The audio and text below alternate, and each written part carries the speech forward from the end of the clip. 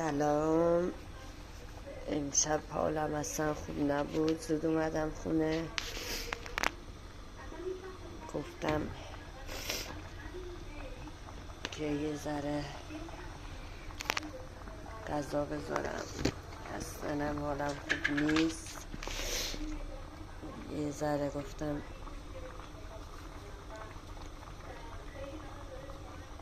به بچه ها که امشب یه ذره سبزی پلو بذارم، شیبید پلو، یعنی با تون ماهی بخورم، چون واقعا اصلا من چون آلرژی دارم به این فصل. امروز گرما به هم خورده، میرفتم مغازه، خیلی حالم بد کرده، خیلی یه چیز وحشتناک. اصلا ببینید چجوری بوده که امشب ساعت 9:30 بستم مغازه رو، اومدم خونه. فیلم هم اجازه نمیده حرف بزنم. اومدم خونه تا اینکه یه آمپول زدم، 2 تا قرص خوردم. اصلا حال مساعدی ندارم.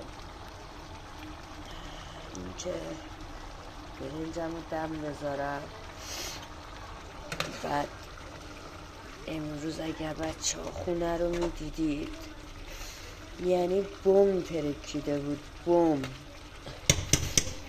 یعنی به معنای واقعی 2 روز داشتم خونه تمیز میکردم و جا به جا کردم.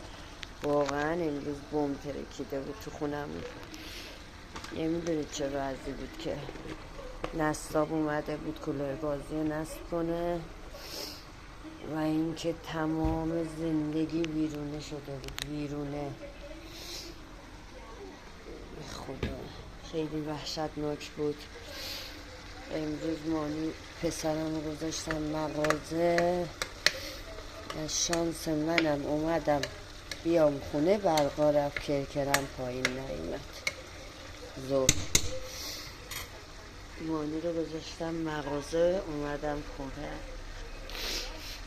و اینکه تا ساعت 5:30 6 فقط داشتم نصب کرد کولر گازی رو، رفت، من خونه تمیز کردم.